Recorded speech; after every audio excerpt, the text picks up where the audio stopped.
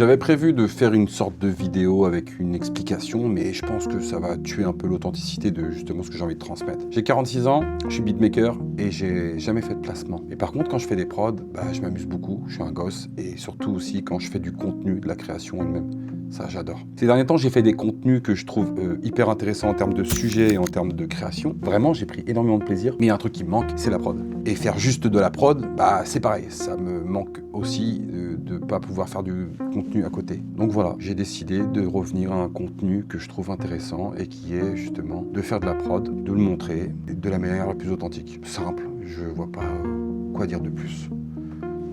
Bienvenue dans mon univers. Bienvenue à vous. C'est tout. Hop, je vais juste préciser un petit peu les choses. Oui, parce que moi, la prod, j'en fais depuis que j'ai 15 ans. Oui, tu vois ce gars-là sur la photo là avec le mono-sourcil incroyable c'est moi. Mais bon, c'est pas la question, c'est pas le sujet. Non, la question c'est plutôt comment à 46 ans on n'a jamais fait de placement. C'est simple. Pour certains, le but et la crédibilité, elle se trouve dans le placement. Et pour d'autres, elle se trouve ailleurs. Et justement, moi, j'étais les autres. Et c'est pas non plus un manque d'opportunité ou de niveau. Non. Petit message à ceux qui se la racontent. Hein. Non, c'est juste que de faire la démarche d'aller toquer chez un rappeur qui en plus veut me la foutre, c'est dur à avaler pour moi, quoi. Donc, j'ai laissé ça aux autres. Mais qui sait, peut-être qu'un jour on viendra frapper à la mienne. On parle bien de porte, là, à ma porte. Bref, voilà.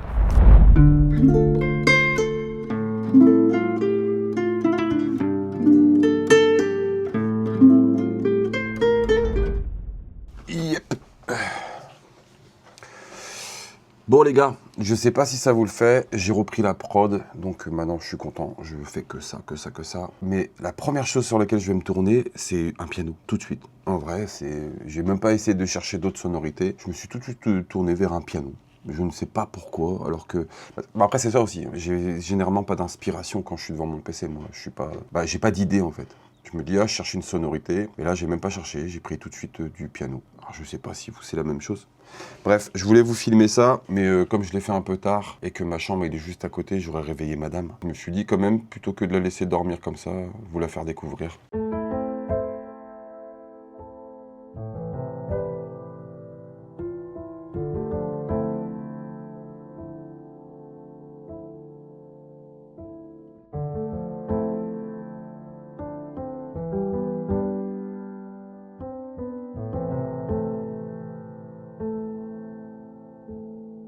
Après avec ça, je vais rajouter tout le temps les petits stages 73 de chez Arturia là. Une sorte de réponse. Dans la tournure où ça partait, je me suis dit, franchement, je pensais que j'allais faire de la soul.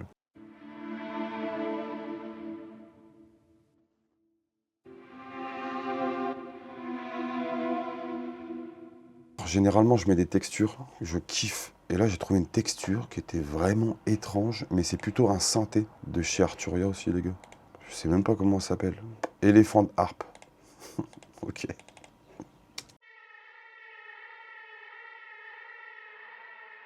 Alors, ça fait un peu étrange dessus, mais quand tu mets le lot...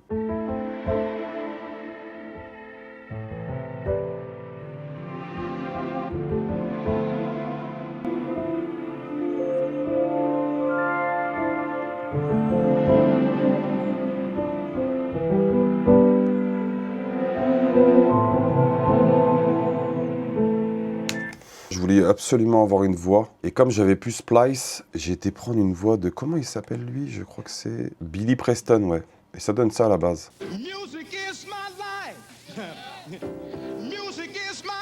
Sur le découpage lui-même du sample, j'ai pas fait grand-chose dessus. J'ai accéléré, quoi.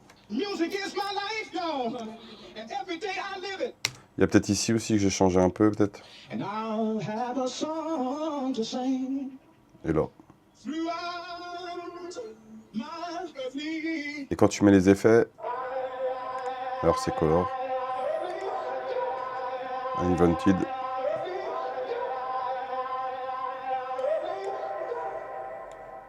Pour moi, je pense que c'était juste par la suite, c'était de faire une sorte de sample et puis le moderniser. Et en fait, j'ai même pas encore écouté mon plan d'action. J'ai été prendre direct une basse acoustique, putain, pareil de chez Native, que j'adore, que je kiffe. Pourtant, les Scarbeat, tout le monde en parle. Moi, la prime bass là, de ces Native Instruments, je suis amoureux de cette basse.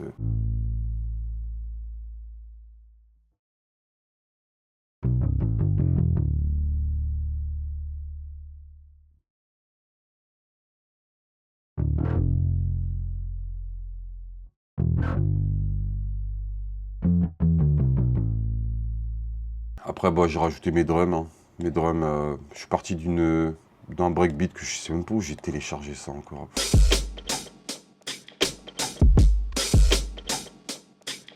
Et si on écoute juste le mien, j'ai rajouté rimshot, j'ai changé les kicks, j'ai...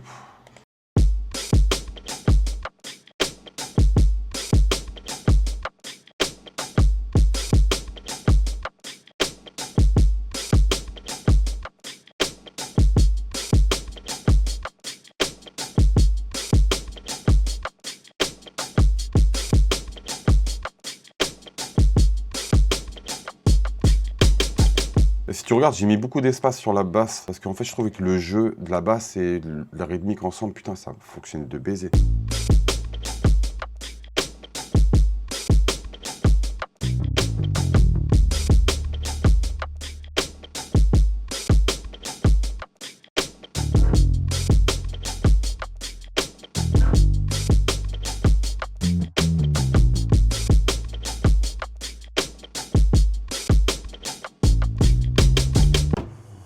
Voilà les gars, hein.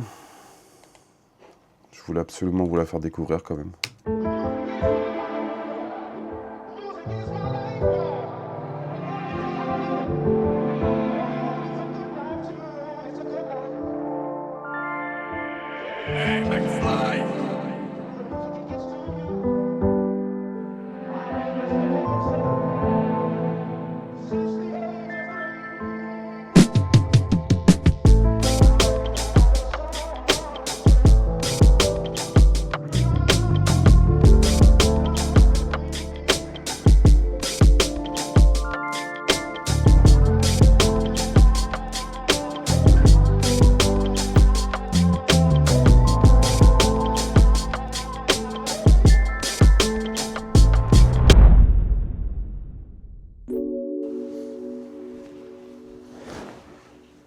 J'ai écouté l'album de Drake et je me le suis pris en pleine tête. En plus, je l'ai fait avec un casque de chez Action. Ouais, c'est le petit test. J'ai acheté 20 balles et c'est mon casque test. Parce que si ton son passe bien là-dedans, il passera bien partout. Faut savoir que moi, quand j'écoute un album, je l'écoute pas comme les autres. Premier critère, c'est la prod parce que je suis beatmaker. Deuxième critère, c'est le mixage. Et enfin, troisième, c'est comment ça pose. Comment je me le suis pris l'album là, bah dès le début. En plus, je viens d'apprendre qu'aujourd'hui, simplement, je suis passé à travers, il en avait sorti 3. Mais moi, ça fait 4 jours que j'écoute Iceman du début à la fin sans zapper un seul titre. Et ça faisait tellement longtemps que ça m'était pas arrivé. Alors peut-être parce que je m'intéresse pas non plus aux lyrics, et là où je serais peut-être choqué un petit peu de ce qu'il dit, j'en sais rien. En tant que beatmaker, moi, et ingénieur du son, franchement, j'ai pris une baigne. Et pourtant, tu me demanderais pourquoi, j'aurais même pas d'argument, parce que en soi, c'est assez simpliste. Je sais pas si ça se dit ce mot-là, mais c'est assez simple en termes de prod, parce que tu écoutes ces titres, il y a du sample, mais je sais pas, et en même temps, il ramène quelque chose de... Même des fois...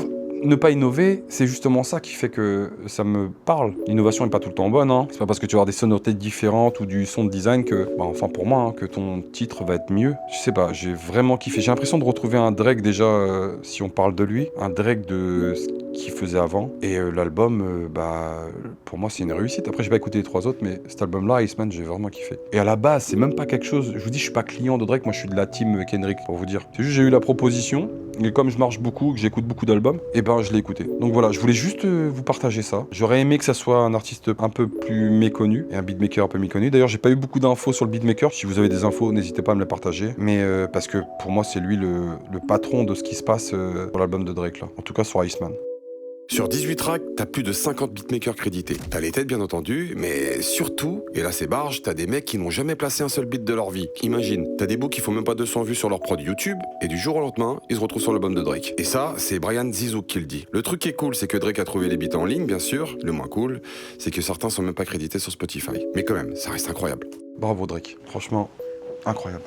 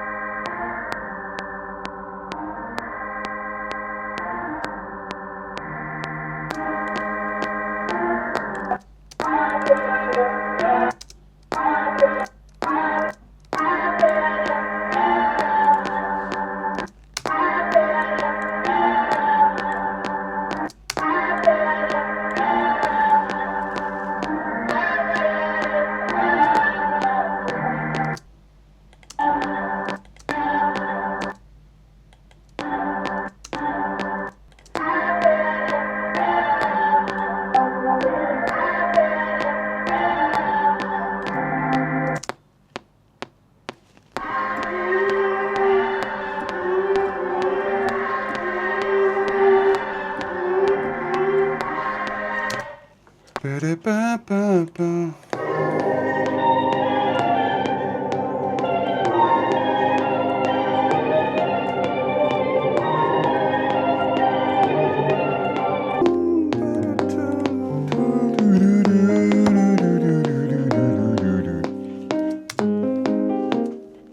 Putain, cette note de merde là, elle commence mal en fait elle.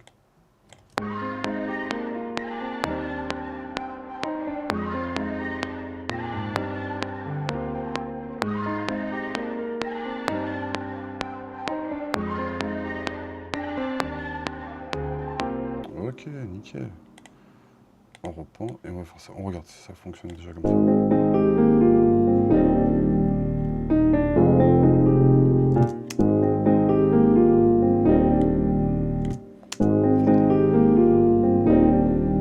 Ouais.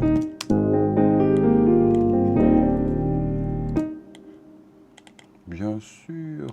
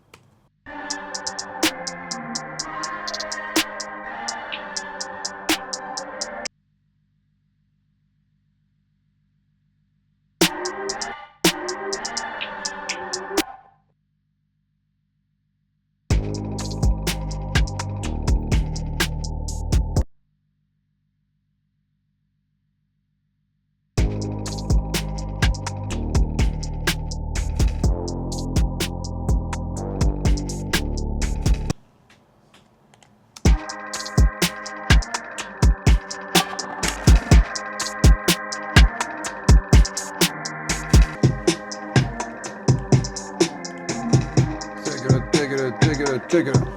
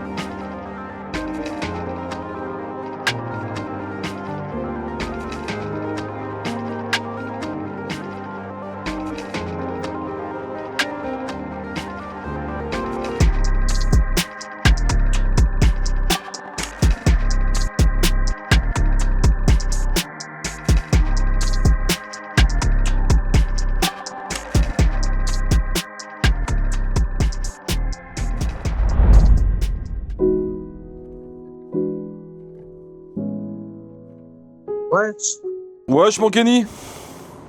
ça va ou quoi? Ouais, ça va et toi? Tranquille, très très bien. Bien. J'ai une fulgurance.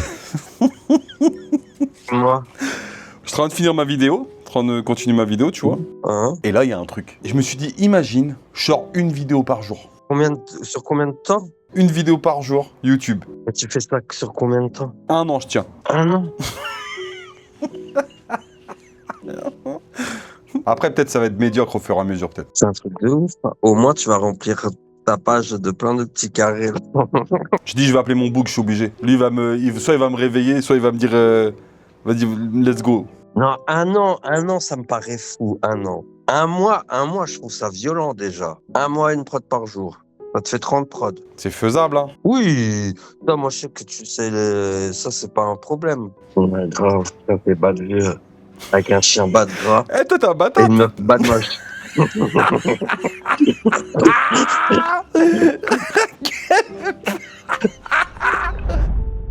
Je le fais ou pas?